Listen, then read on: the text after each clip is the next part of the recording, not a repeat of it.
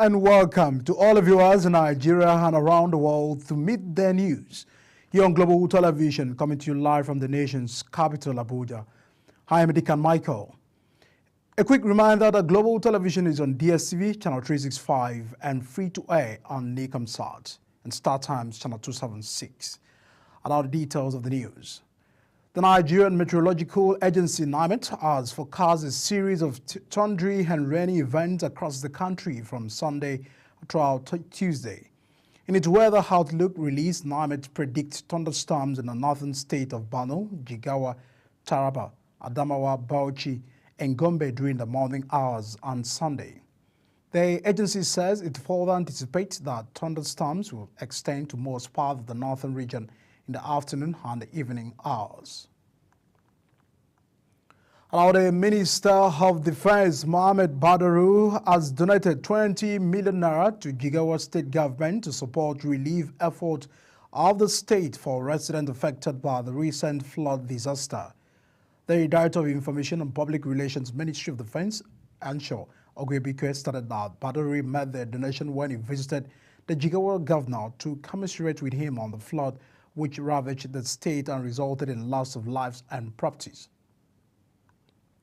And now the Chief Judge of Ondo State Justice Olosola Adurosola has set up an investigative panel to look into the circumstances surrounding the judgment delivered by the Chief Magistrate Tope Alejana of the State Chief Magistrate Court sitting in Ileoji in the Okebo local government area, as the court sentenced a man to 3 years imprisonment for stealing.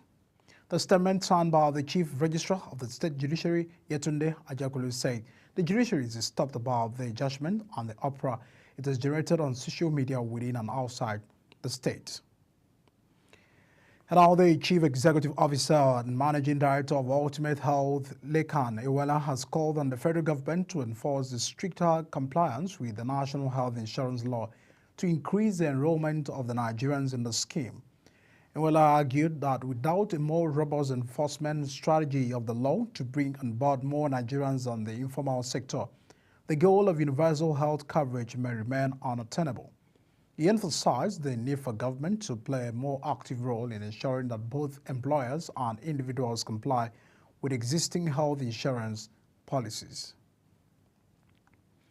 Now, the National Agency for the Control of AIDS has urged the public to take preventive measures against the rising threat of mpox in line with its commitment to the health safety of Nigerians, particularly those living with HIV. The Director General of the agency, Dr. Temitope Lori, said this in a statement signed by the agency's Head of Public Relations and Protocol, Thonjit Adebide.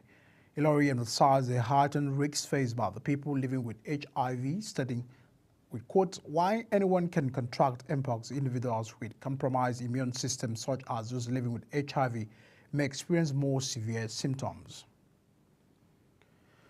The Independent National Electoral Commission, INEC, has declared that the commission is ready to conduct free, fair and credible election during the September 24th governorship election. Represented by Rotimi Oyakini, Chief Press Secretary to INEC National Chairman, Professor Mahmoud, stated that the Electoral Act had introduced several significant reforms aimed at enhancing the credibility of elections in Nigeria. The Commission noted that it is committed to conducting free, fair, and credible election in Edo State while calling on the media to partner in achieving the goal. Now, the Nigerian Education Loan Fund has clarified the geopolitical zones do not influence the disbursement of its funds. This came after the fund shared that it had released a sum of 2.94 billion naira to 19 universities for 22,667 students. The list revealed that universities in the southeast and south-south regions were not included among the beneficiaries, sparking criticism from some Nigerians. The Nigerian Medical Association has called on the Cross River State government to urgently enhance its surveillance mechanism against mpox amidst the increased vulnerability. The Public Relations Officer of the Doctors Association, Dr. Okam Adadi, made the call in an interview in Calabar, Cross River State capital. The Cross River State chapter of the association therefore warned that the state is more vulnerable than others. Now, the police high command has confirmed the release of 20 medical students who were abducted en route to Enugu from Benue State. The police also claimed no ransom was paid before the victims were rescued, contrary to some report. The spokesman of the Nigerian Police Force, Amojewala Ajabi, an assistant commissioner of police, stated this while reacting to questions from journalists. Now, the Maeti Allah Cattle Breeders Association of Nigeria has condemned the abduction, torture, and the brutal killing of Alhaji Sabawa, the Sakin Gabri of Sabon Lagos government in Sokoto State. The National Secretary, Malam Bello, made the commendation in a statement in Abuja. Aliyu Gataba said the killing of the traditional ruler was not only traumatic, but it symbolized the barbarity of the perpetrators. Now you're watching the Midday News on Global Television, coming to you live from Nigeria's capital, Abuja. When the Midday News returns, Nigeria seeks World Bank's approval to restructure $650 million loan for improved child health. Details of these and more stories comes after this break. Do stay with us.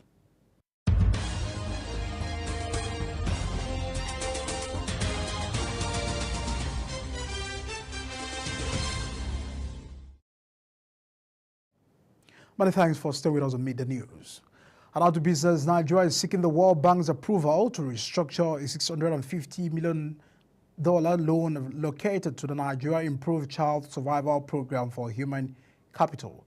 The restructuring paper says the request follows a mid-term review of the project, which highlighted the need for strategic adjustments to better align with the government's evolving approach to health sector reform, particularly in child and maternal health. And our former Nigerian ambassador says the new upward review of the fees for Nigerian passports will not reduce the Jagba syndrome, but rather worsen the hardship afflicting the people. The Nigerian Immigration Service recently announced that a 100% price increment for the passport will begin on September 1st, 2024, to ensure the quality and integrity of the Nigerian standard passport system. The service said a 32-page passport booklet with 5 years validity, previously charged at 35,000 naira, has increased to 50,000 naira, while a 64-page passport booklet with 10 years validity, which was 70,000, will be 100,000 naira. Our federal government says it has designated the Nigerian Interbank Settlement System and the Bank Verifications Number BVN and the National Identification Number NIN, the databases, as critical national information infrastructure. This is contained in the designation and the protection of critical national information infrastructure Order 2024, an official gazette recently signed by President Bola Ahmed Tinubu. The designation means that anyone who attacks any infrastructure listed in the gazette commits an offense and is liable to prosecution. The federal government has placed a ban on the mining activities in Onogwa, Magro Village, Niger State, where 12 miners were murdered by bandits recently, pending the completion of the investigation. The Minister of Solid Minerals Development, Dr. Dela Aleke, disclosed this in a statement on his official X handle following the report of non-Nigerians funding mining operations in Nigeria and the concerns about 12 miners allegedly killed by bandits in Niger State in Shiro Local Government area. Dr. Aleke urged embassies to monitor the national's activities in the sector as criminal conduct could harm the bilateral relations. And out on first scene, Israeli Defense Minister Yoav Gallant has announced a 48-hour nationwide state of emergency after the Israeli military launched what it called preemptive strikes in Lebanon. A statement from the Gallant office says the declaration of the state of emergency enables Israeli forces to issue instructions to the citizens of Israel, including limiting gatherings and closing sites where it may be relevant.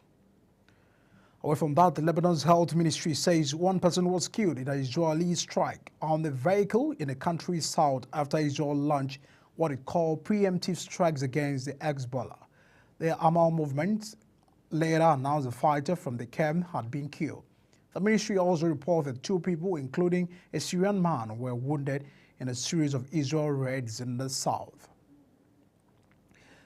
The chief executive of Telegram Messenger, commonly known as Telegram, a cloud-based cross-platform instant messaging service, Pavel, have been arrested by French police at an airport north of Paris. Deveau was detained after his private jet had landed at Le Bourget Airport Officials say that the 39-year-old billionaire was arrested under a warrant for offenses related to the popular messaging app. The investigation is reportedly about the lack of moderators, with Durov accused of failing to take steps to curb the criminal users of Telegram.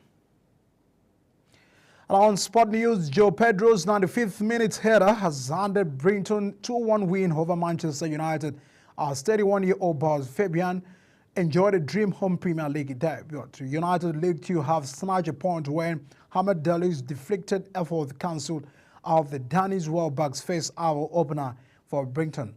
The visitors could even have won it. Alejandra's effort not climb teammate Joshua, who was in an offside position just before the ball crossed the line. Instead, it is Brinton who have a maximum 6 points from their opening 2 games under the Ozolas, as Pedro was left completely unmarked to heading in Simon's cross deep into the stoppage time. And that is it on Meet the News, and it came to you live from Nigeria's capital Abuja. We're on DSTV, channel 365, Star Times, channel 276, and free-to-air, Nikam South, and its parameters shown on the screen. Kindly follow us on all social media platforms using @GlobalTVNG and other handles now shown on the screen. I'm Medika Mike. Many thanks for watching, and stay with us on Meet the News. See you again.